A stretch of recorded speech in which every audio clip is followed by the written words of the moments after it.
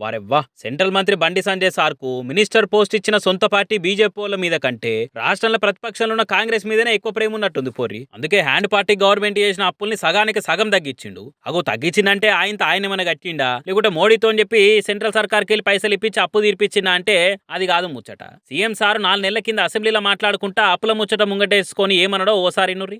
ఎప్పటి నుంచి 1/12/2023 నుంచి అధ్యక్ష బాగా సభ్యులందరూ వినాలి.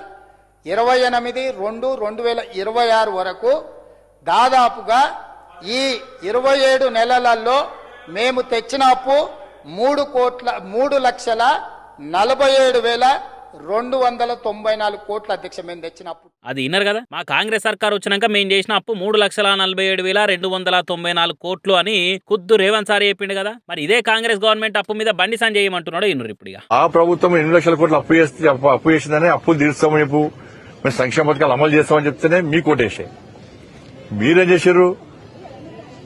చేశారు మళ్ళా 1,70,000 కోట్ల అప్పు మీరు చేస్తారు.